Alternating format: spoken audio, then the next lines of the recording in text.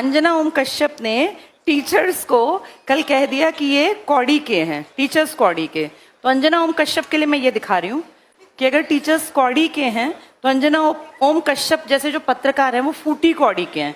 इनकी कोई रिस्पेक्ट नहीं है और सबसे छोटी इकाई थी कौड़ी।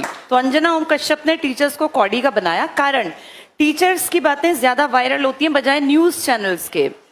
और क्या कहा उन्होंने कि टीचर्स वैसे ही आ जाते हैं, कुछ भी बोल देते हैं। तो बेटा मैं तुम्हें बता दूं, अगर कोई टीचर आके किसी सोशल मीडिया के प्लेटफॉर्म पे बोलता है, मैं एक टीचर हूं, मैं 100% श्योर हूं कोई टीचर बिना किसी भी जानकारी के एकदम आके नहीं बोलता। अगर मैं ये कौड़ी और फूटी कौड़ी लेकर आई हूं ना, तो मैंने देखा कि जब ये रैंकिंग की रिपोर्ट आई तब मीडिया ने क्या किया। मीडिया तो कहीं नहीं आया सामने। हमारे प्राइम टाइम की खबरें बन जाती हैं, झालमुड़ी में खुशबू कैसी है, कौन सा तेल है, 10 रुपए की है।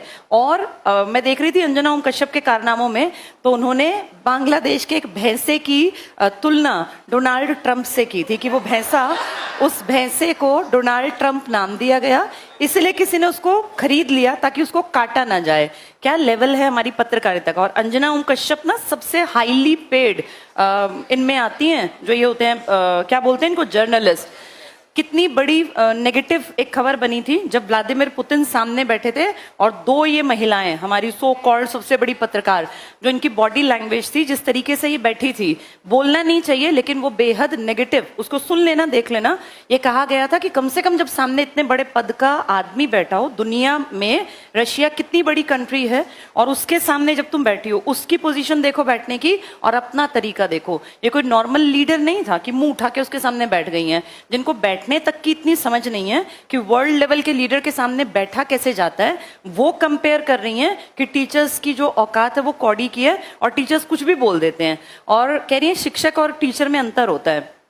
फिर कह रही हैं कि स्कूल कॉलेज में बच्चे नहीं जाते, वो कहते हैं कोचिंग की तरफ चलो। तो भाई तुम स्कूलों में जो कमियां हैं उन पे काम क्यों नहीं करवाते। सरकार तुम्हारी अगर सुनती है, क्या हम सब नहीं जानते स्कूलों में टीचर्स की भर्ती नहीं होती। कितने स्कूल्स हैं जो 10वीं के बाद साइंस स्ट्रीम पढ़ाते ही नहीं है। गाँव का कोई लड़का लड़की पढ़ना भी चाहे ना तो वहाँ स्ट्रीम ही नहीं है, उसके लिए शहर जाना पड़ेगा। इतना किराया कौन देगा। बेटियों की सेफ्टी सिक्योरिटी भी तो मैटर करती है। वो न्यूज कभी नहीं बनेगी। ये न्यूज बनेगी कि झालमुड़ी में सरसों के तेल की भीनी खुशबू आती है और मेलोडी कितनी चॉकलेटी है। 19